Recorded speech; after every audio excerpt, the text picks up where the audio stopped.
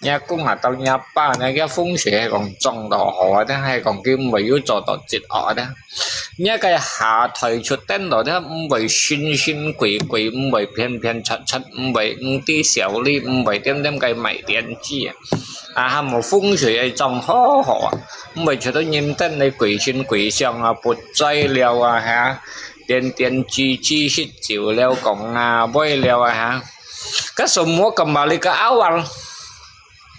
Ya, anh bởi tao máy anh nhá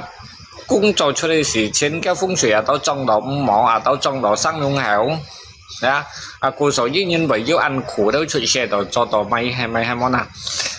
cái đó sang chu nhong đó như chuyện xe chi xe đó chu nhi sang đó cái đó mỏ chu nhi xỉ đó cái chu lý nhi sang đấy nhi đó từ hàm nó nhân xỉ đâu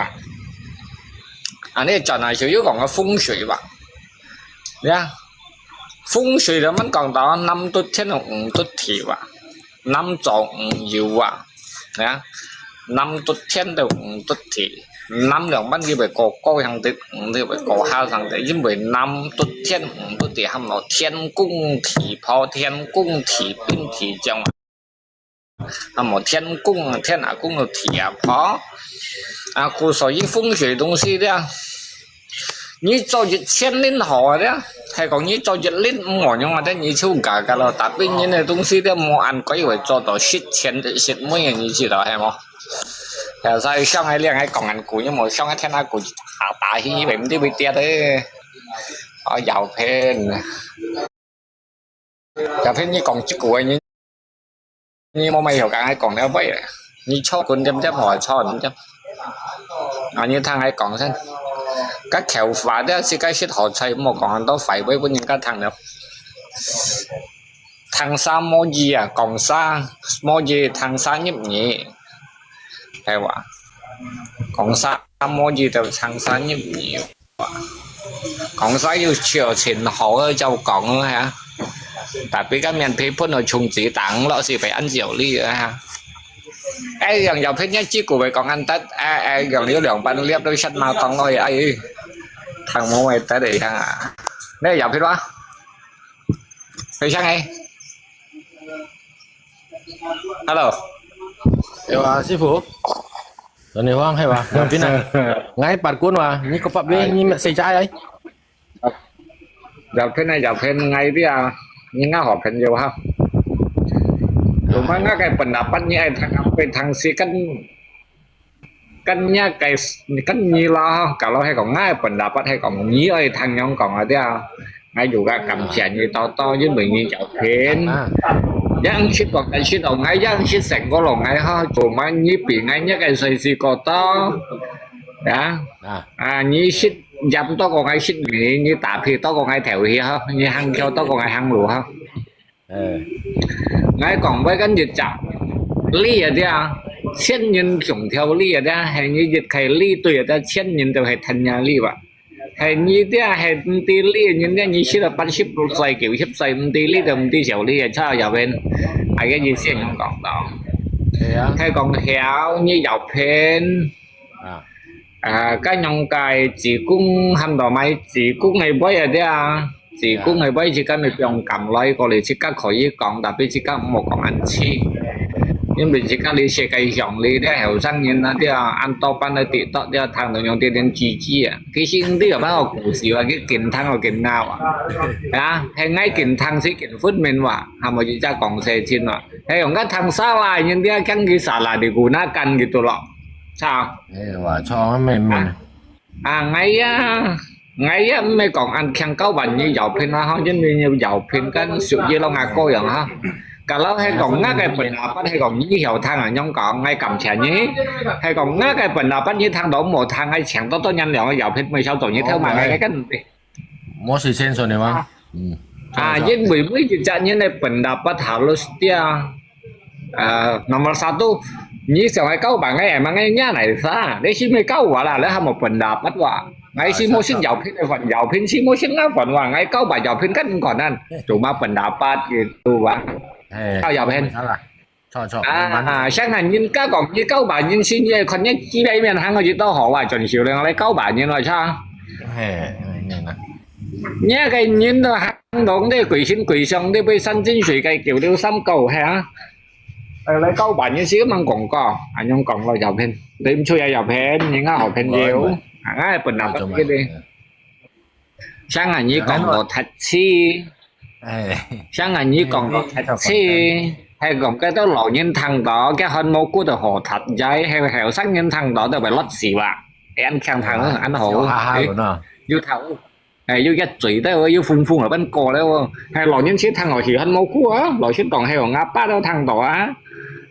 tao ngáp mạ đây là cái lộ nhân khả cái căn tì li nhân ngắn chỉ có được trồng một gì xí hay hiểu sắc như rồi như xuất cái như xuất chip đi đồng bà cái cái độ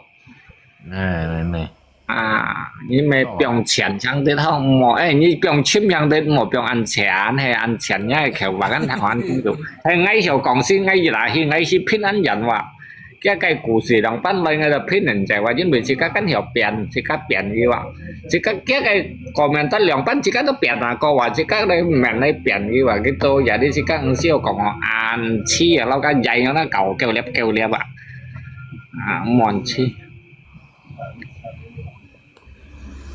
quân đi theo lộ những cái lại pertimbangan jika dia jika cái khéo phá đấy gần phải gần như sẽ mua là đồ chơi đó sẽ ăn xẻo đi ở bên sao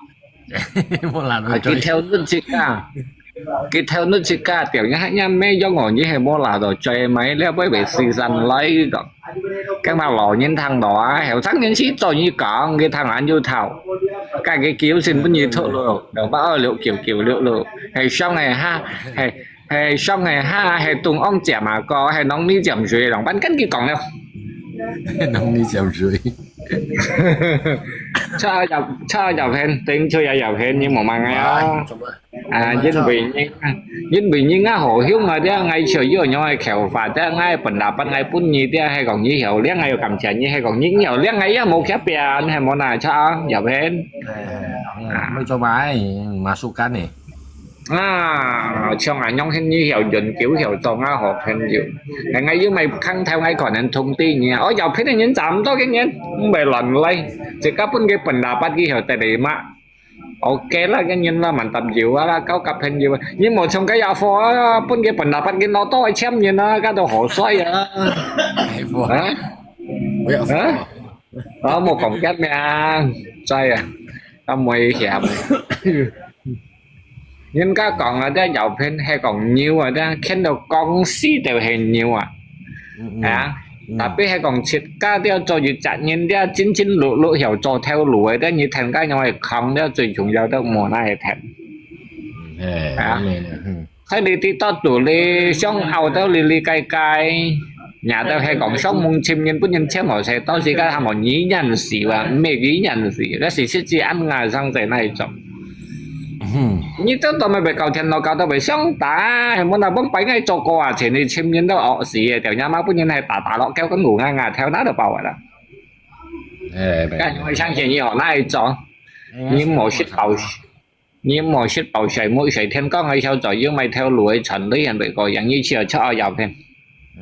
trời ơi mày như nhà tao lấy xong tạo tới cây mày manh gì xí dưới còn gì mày cái tao mua gì xí gì cái thông nhân tạo lấy tạo hí gì cái chu dùng miệng là cái những xí bỏ như khao với cái gì sòn xí kamu salah kamu masuk lokap itu ya salah ya chọn saya cái tiền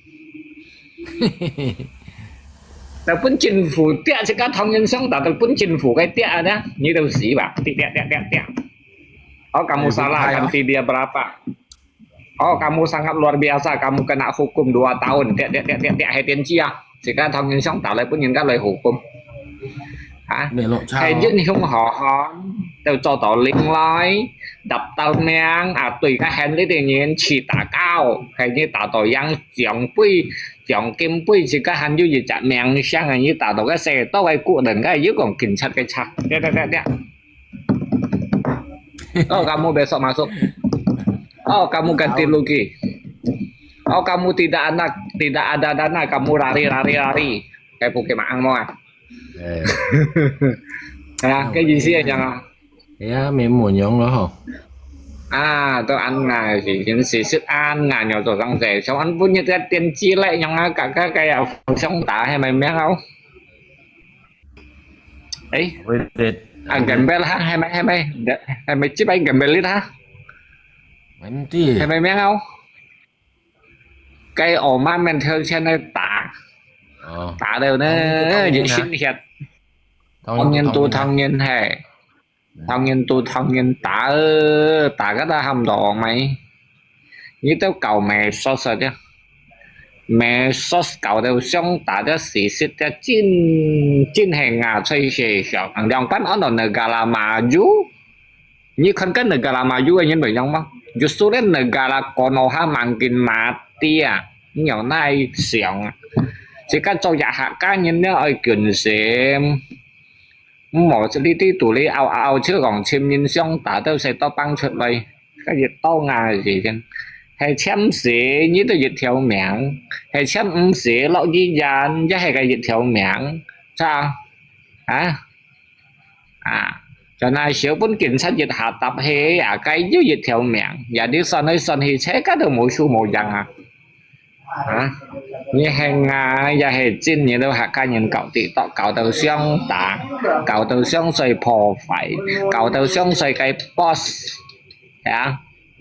nhưng mà gì xí lấy chọn thì lấy na hay tin như khen như đâu nhìn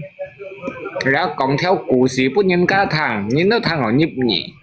vừa như cái dinh hiệu sẽ to băng cho lấy phịt thì hay ngay còn đó quân chẳng hạn thế ngày xưa mày còn cả còn nhật lai đi bảy bút nhân nào mà tapi mau còn khăn nó thủ vùng khăn nó trên trên tiểu nào an tiền chi cái tao mình ngắm măng ở trên này mua giày một cái phủ đó đó gì thì xin bút ngày mau ngay sebentar left ya kerja tetap kerja tapi untuk hiburan buat mereka ya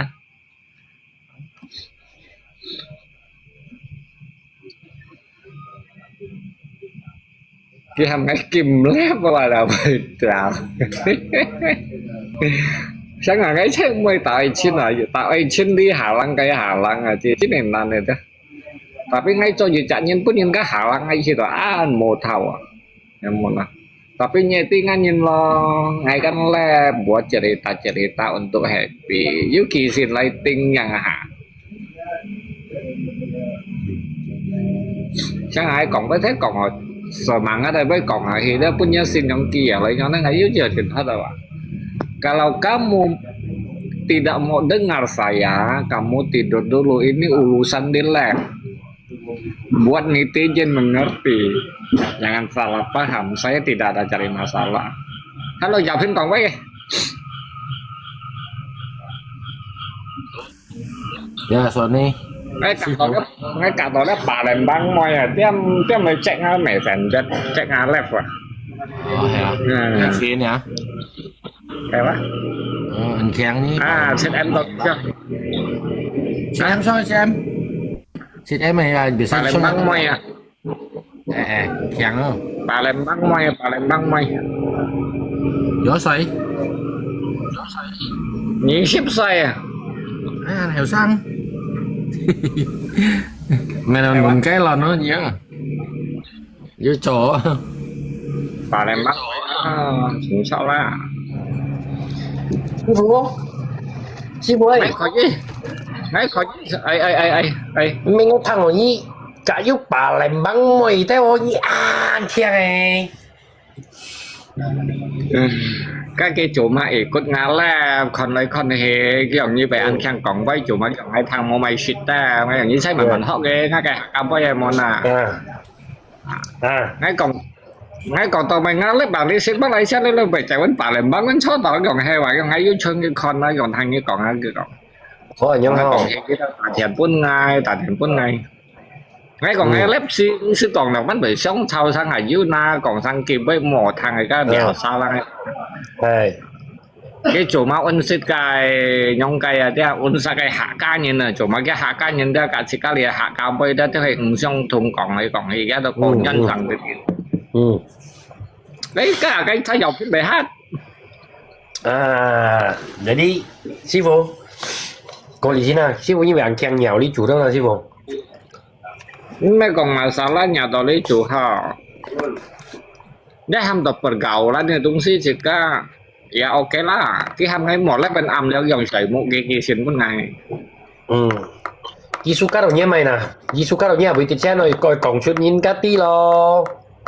Các ngày thì phun mình ơi sang hẳn như này tôi sẽ ăn cọng lò bạc mấy bảy xu cắt đồ 5 chỉ nhưng bảy xu cắt đồ lò bạc mấy đâu ngay ăn cọng mày cháy bảy xu cắt đồ lò bạc bảy xu cắt đồ mày cháy cắt sổ múa đó ăn cọng này xong sẽ cắt chén xe đó ham một cái diêm dàn rồi đó sổ múa đó ham một diêm dàn là chén xe cái diêm dàn là kinh xe lấy vị dụng à cô sở dĩ nhiên bảy có đồ dàn đa mà đó là nhóm cái đó ham một chén xe dư diêm dàn là kinh xe lấy vị dụng mẹ một chén xe chỉ dàn là chén xe chỉ dàn ha. Lấy ham đồ chén xe ok ngay ăn su cắt thầu như còn đi kẹt thì với bà tí nhiều còn chút nhau với kẹo bà tí nhiều trong sân có lo cho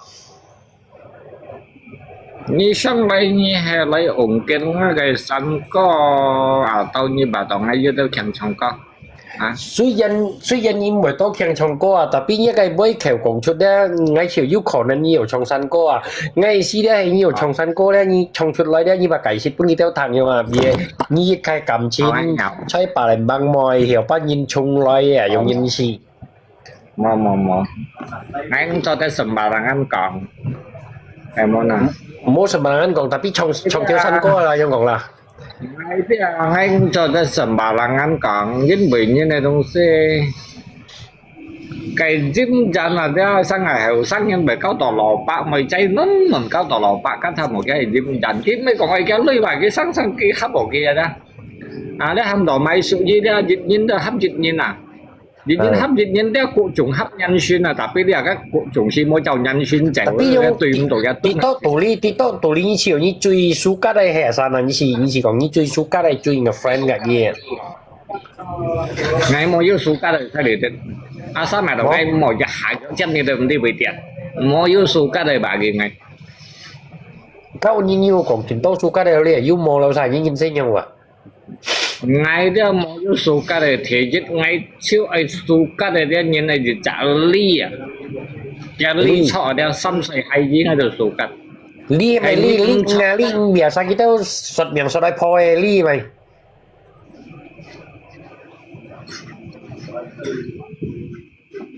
đây còn cái ly hay cho đó thì bạc cái dạng xếp xuống rồi đó chỉ các còn bây giờ món này biệt lại chân nhân thường theo ly à hay nha ly còn đó cũng tùy đó như sau này hạ nha mày nha tiền chi nhau đó ngày trời chứ tìm tổ dân nó tao vậy thì chứ ai chuẩn còn bây mèo chuẩn cô đi chỉ các thấy mày bia sò xía đó còn bây giờ chặt sủi chuẩn như còn bây một giờ chặt sủi chuẩn đó nhưng siêu xong ai cả ai còn bây à các ông sủi chuẩn là như nào tôi trùng nhau đó như cầm sông là bên cạnh những còn bây đeo sẽ đi mày điều sửa ra thăm nó sống như chặt bằng cung rồi đó như sống như chặt bằng cung đó tôi cũng cho tôi còn thiêu và còn họ thằng có nhìn thằng gì chặt bằng cung cô soi chứ nhưng bị lớp chặt bằng cung nếu bằng cung xin mấy cầu ai bằng cung ngay cái bằng cung xin mấy cầu bằng cung apalagi như trong cái tamu như thế này còn họ và gì thiêu sửa theo một cái như xong không sao đấy thăm nó gì chặt đi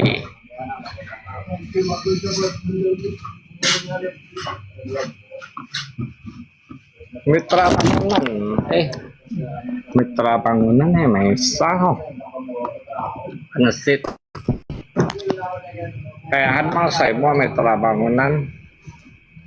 mới dự trạng nhìn rất là dư dùm dàn mà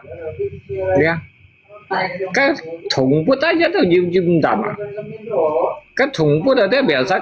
cái món dùm dàn ở đây cái khủng bút kia ra đây kịp mồi à cái chén hay mà kia đó kịp mồi à cái dùm dàn này đó bật lú đó kia đồ ỏi à cái đó không mồi sáng thế này kia cái dàn của tao mấy cái xèo xén này cái bài mấy cái bật lú cái bài ỏi à sáng hàng như bánh cậu đó còn cái theo sáng á ra đầu họ leo mới còn mày còn khiến luôn cái theo sáng cái trang này kẹo cái mày cái trong bật lú thì chăn này cái tập khủng chén vẫn cái bà chí biển sang ngày hay nhìn hấp nhìn nó chúng ta hấp nhận sinh ra ăn khi miểu đồng gì đó thiên dần này đồng gì đó đó là một thiên dần này đồng gì thế phụ kerja pindah này pindah chứ mình ngay cho sẽ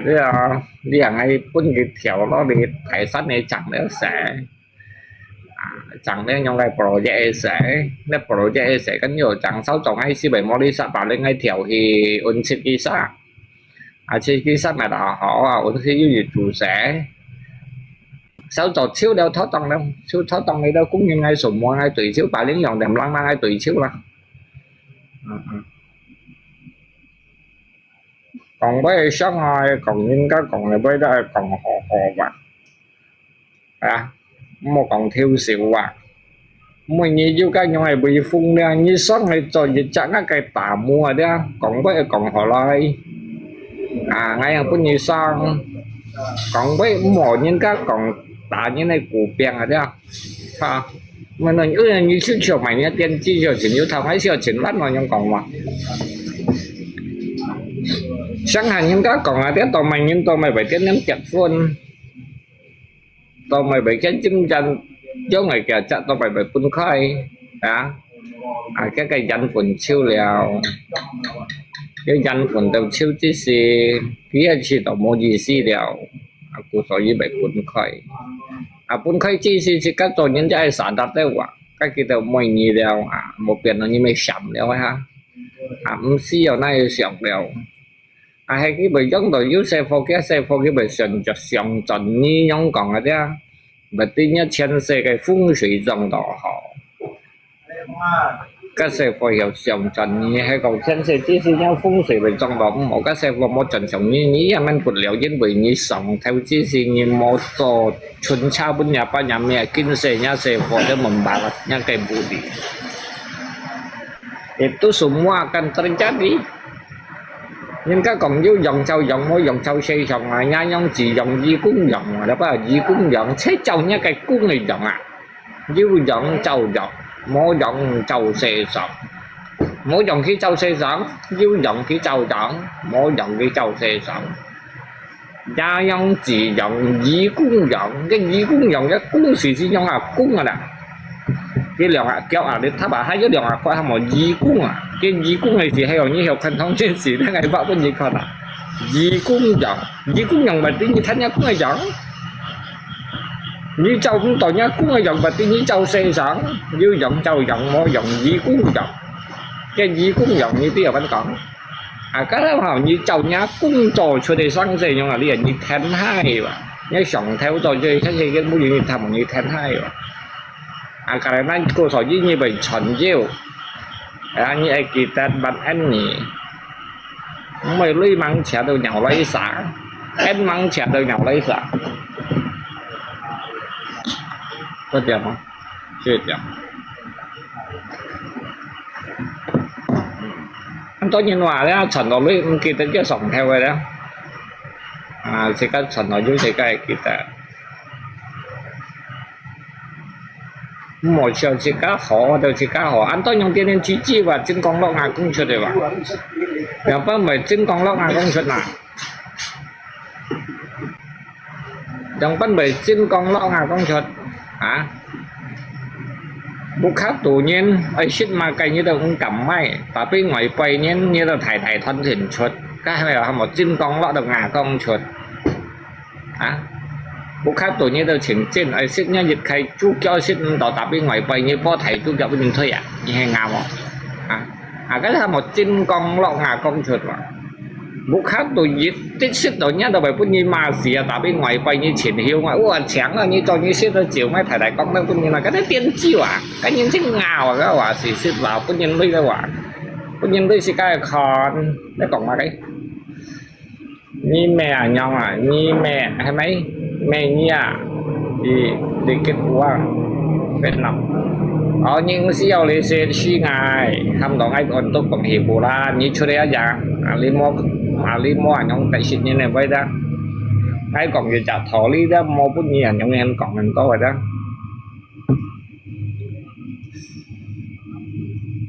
cô số dưới sang ở xét như nào dưới tung xí ở xét cái bộ khác xét tỏ các ngoài bày ngà ngay tới ngoài bày đó cái chiều du lịch sáng ngày cái một khác tụi nhau hay tại thời sáng tụi nhau ăn thêm của tapi hay còn ngày những cái thọ nhau cái chi đó ăn bị phu ngồi ngay phút này sao đấy đâu những siêu đi tạm mẹ là như vậy phút này sao đó những siêu các còn cái đường sao chơi mua trong thân kia được ao chơi đây và cái hay này sao chín hay này sang itu bodoh siapa? Hah? Ngay tiêu chuẩn punya bukannya hay như punya bukannya yun bukannya Tuhan simpan Tuhan như vậy như vậy苦到bukan Tuhan han punya sih lah apalagi như vậy mau thuê ra bukan Tuhan han punya thuê tapi ngoài nhân ra còn như mau thuê cái cầm ngồi gì punya tôi chưa hiểu như苦到đấy như vậy mau thuê ngoài nhân ra vậy mau punya sih lah yang ngay kinh co lì thành nhiều tôi chưa hiểu chỉ các còn ai còn hề ra chỉ các兄弟不看多的最就只cácคน只các他冇打服不是亲兄弟啊apalagi chỉ các兄弟姐妹最重要只các的冇那得信啊兄弟姐妹phối hợp thủ biển kim à gia đình phối hợp bản sự hin à cái bản sự hin là mình sẽ như thế mà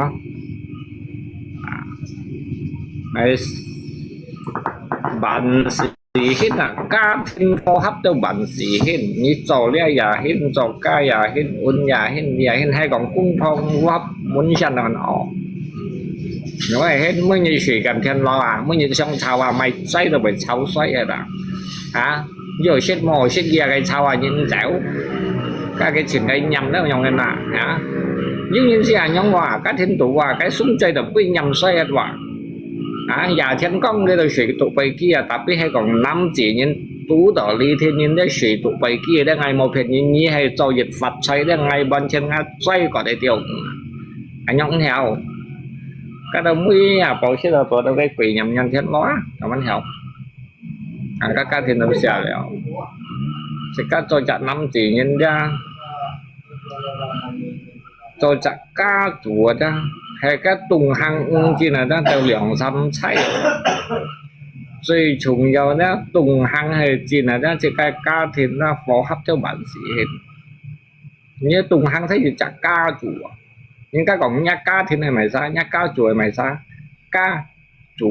chủ nhân hay mày ra bản bút chỉ chặt chủ số mỗi đâu chỉ chặt chủ à thiên yêu thiên chủ thì yêu thì chủ à bộ chủ à nay yêu nay chủ à thì hắn yêu thì chủ à như cho chặt thì như mỗi chặt thì chủ nhà bên này một thiên yêu thiên chủ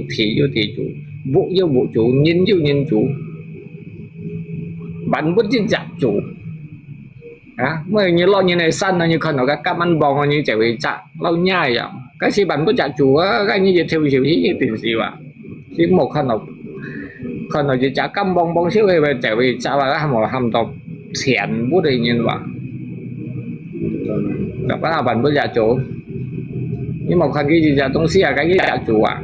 như lần giảm cái mình nhai东西như lần giảm mà tao theo cách sẽ của nhau hết ai chả với hôm nay nhớ chặt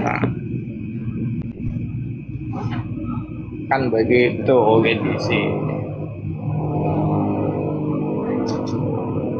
Bang, di situ kak? Halo.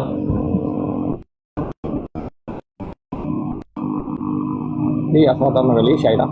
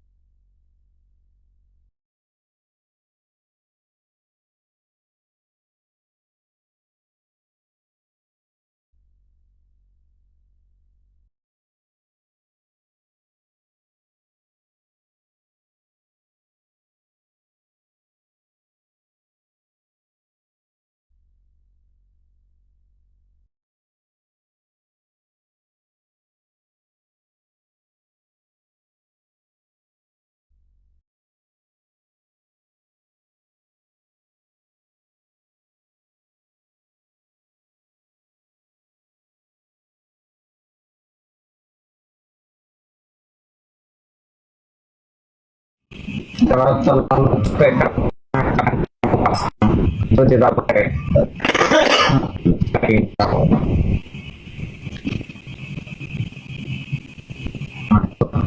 kaki punggung sama sini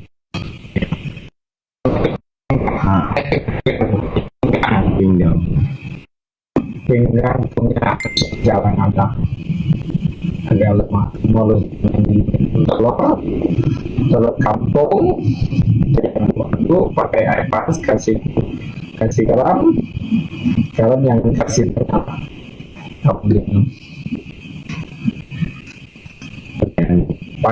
pakai apa tuh yang kampung saya langsung tegak harus kambing pesan asal kurang iya ini kurang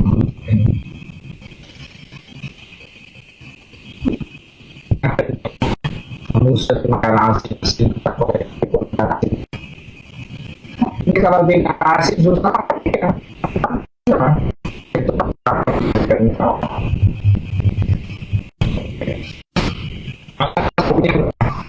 penyakit makanan sini kamu pernah ada gagal ini yang dulu kamu pernah ayah hampir mati jatuh dari motor pintar lah motor nggak bisa kamu bisa minum arak kan minum arak itu obat arak itu harus nah kan sampai itu apa arak itu kamu kan ada saya nanti itu apa tuh kamu beli toko obat kamu beli kemarin kamu minum kalau kamu sering sakit pakai sini sering kalau sakit penyakit lagi kalau itu kan mau pengen ketabahan dulu atau tidak bisa langsung ngomong aku pegang nanti saya sudah mau banyak kamu mudah sampai sini kayak pernah jatuh apa kaki nanti aku kasih mereka obat saya kamu kalau bisa kau ambil kalau ada pakar yang kamu dia lengkap kamu minum nanti kau satu bak kau hidup dia kayak sakit pokoknya sakit terus kalau malah kayak minum dia sakit kalau minum obat ada sakit berarti obat itu berfungsi kalau minum obat itu badan kamu tidak sakit berarti obat itu tidak berfungsi tidak berjalan iya. Nah, itu namanya locit apa ya semua aku ngomong gak apa kita jam bahasa yang kesemutan terus kaki kesemutan itu kamu beri selai salah ya Allah selai yang biasa orang masak ikan tuh oh serai kamu cari minyak kelapa muda sama bawang sama telur kamu rebus terus itu kamu itu amputinya kamu kasih kuat logam kamu gosok itulah angin dia keluar gosok terus tiap malam gosok bawang merah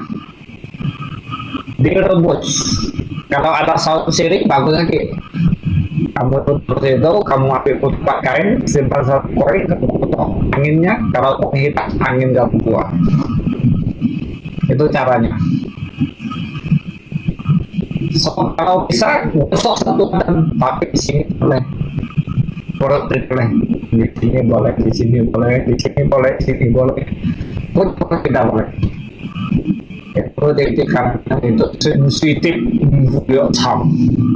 kalau saya cakap kamu kurang ngerti kalau orang merupakan tradisional kalau orang kayak itu ngerti cakap jadi ambilnya nanti di Sicang ini sebut ini di toko obat kamu kan nomor saya nanti itu obat kayak gitu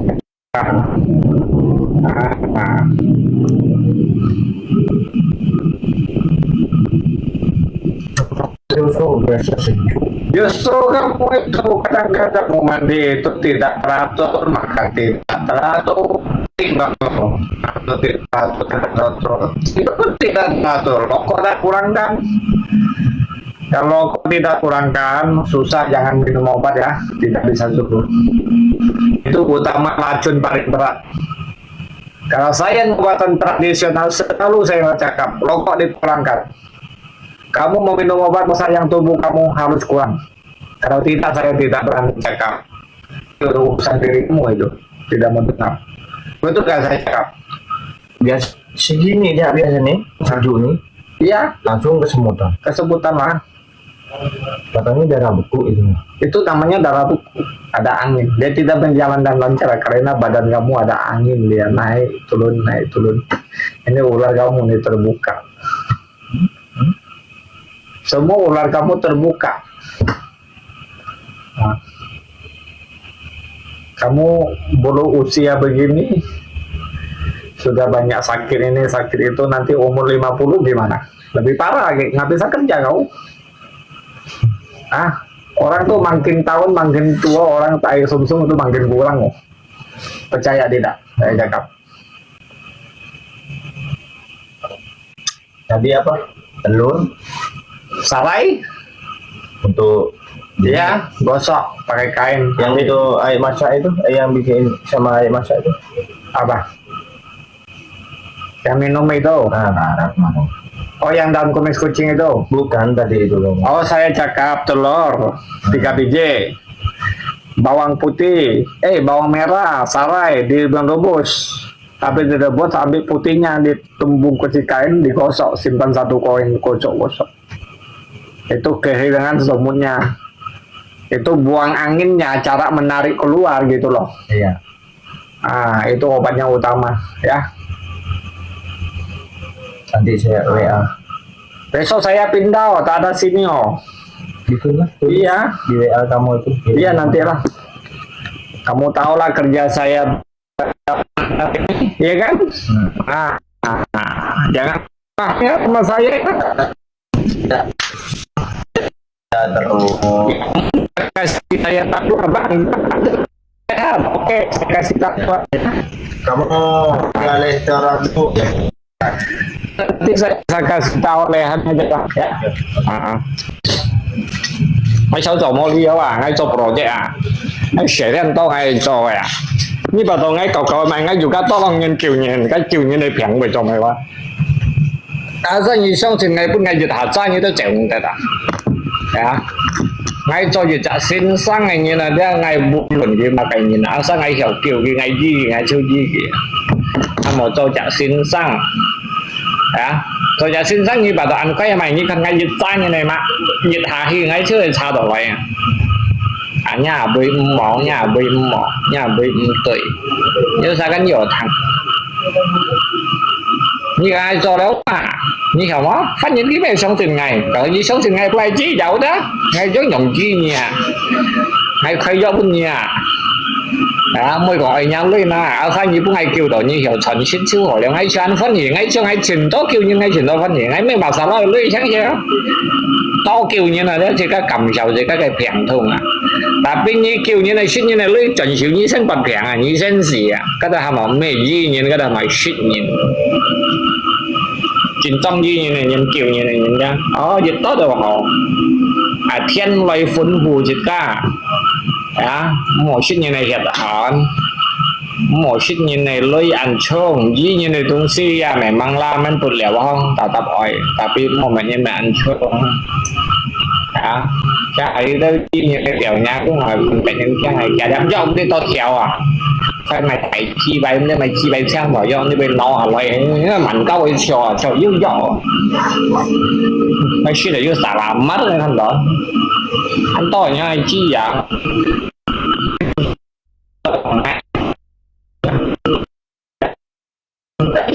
cái anh nói lên này shit anh còn tôi rồi anh khỏi tặng thành nhớ ra nấu ngay bây giờ mà ngay còn bao nhiêu vậy sao anh tôi nhìn mày kiểu nhắm mấy gần như không vậy như này phần theo sao mà ảnh vẫn nếu anh tôi phần theo với không bao giờ là chuyện đó được phong cho mà ảnh cái này mới thế nhà mà có sân mẹ nhìn một cái phơi ở từ sân thì họ slot chiếu ở ảnh lên đi rồi nhà mà xin to như để vào ngay đó như vậy anh khen à với họ nói à cha mà ổn lên vậy hiểu à tuy nhiên xe mỏ xèo ngay si như gì chặt cờ mầm của anh nhìn xong xem ngay và cái bông vừa lùi cái tốt nhất à cô sở ngay tôi chơi xong thì như nào xong xem ngay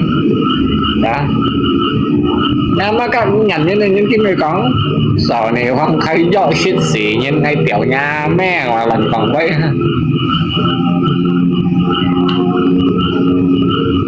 sở này hoang khai do shit xỉ như là như bà toàn ai khai loại chủ giáo bên kia máy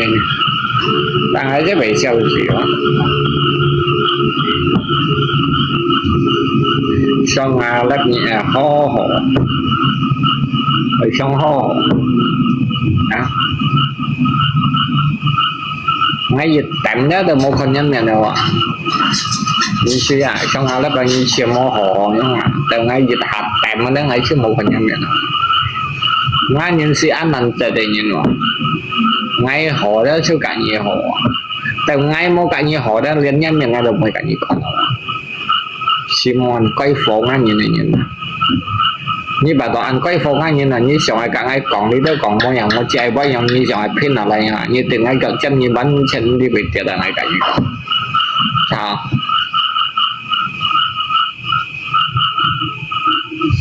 hai sáu chọn em mua đi không cái gì chân siêu đều á mày hỏi đều à cũng như mày tùy siêu chéo cái xe nằm chọn thổi chân cái cãi thải được à nhân phụ như thì siêu chay như này đều chay như này đều chay thì còn là bao nhiêu này đều chay thì chúng cho ai cắn mày tại chuyện nhân ấy với mày ở tại xin nào ấy còn mày sao dây cái như thằng ấy với tại xin nhân mày mới tại xin như nào tại xin nhân đâu mấy cái tao sao còn ấy mà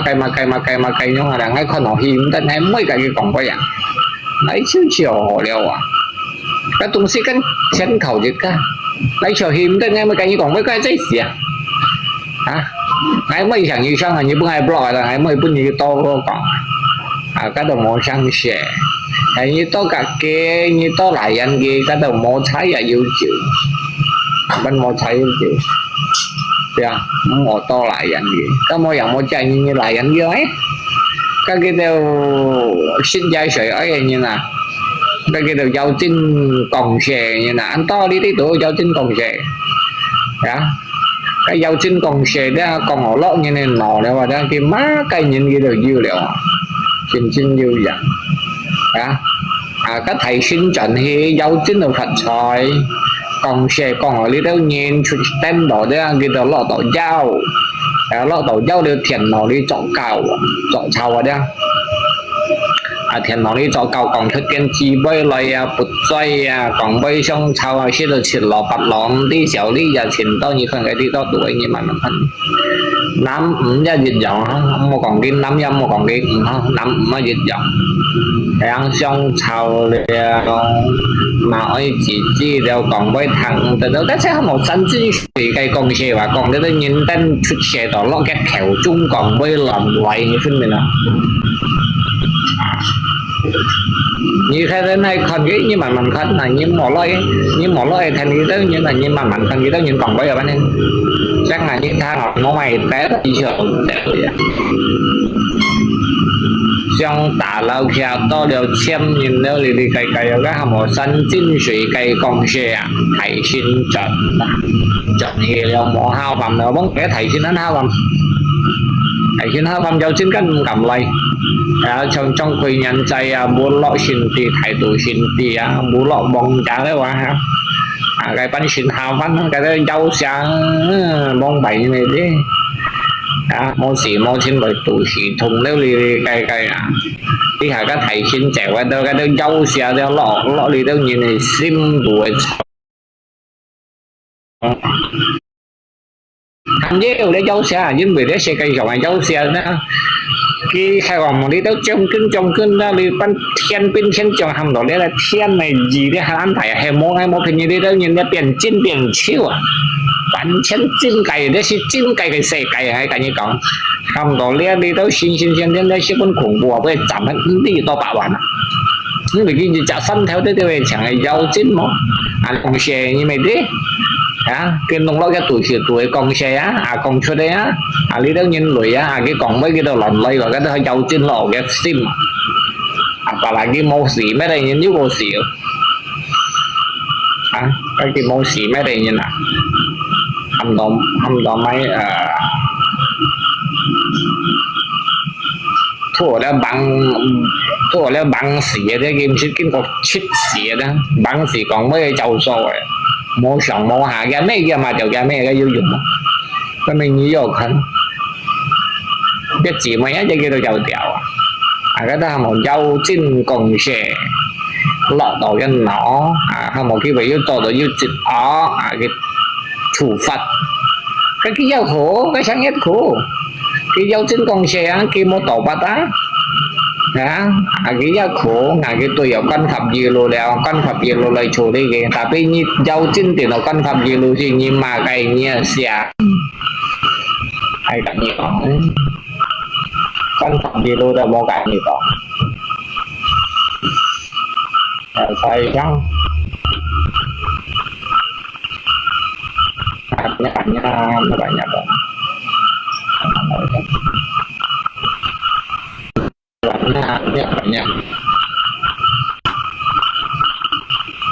kan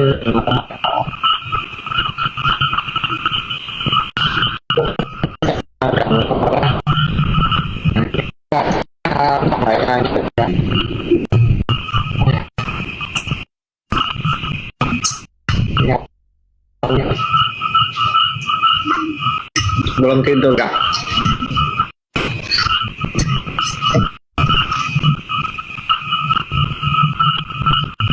gọi không nó cái tiếp tục để này cái gì cái một tuổi đó này thì khác ada chẳng siêu ở đầu tiên bây giờ theo chuyện chẳng đó là một cái nói cho là kia cái gì hạ dầu cái sạc đó cái gì ăn chung là cũng sẽ được đó là một thân như cái này dẫn con đau việc được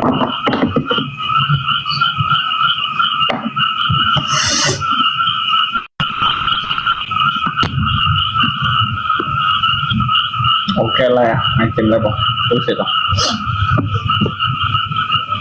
chân chân mỏng nhiều sống nhìn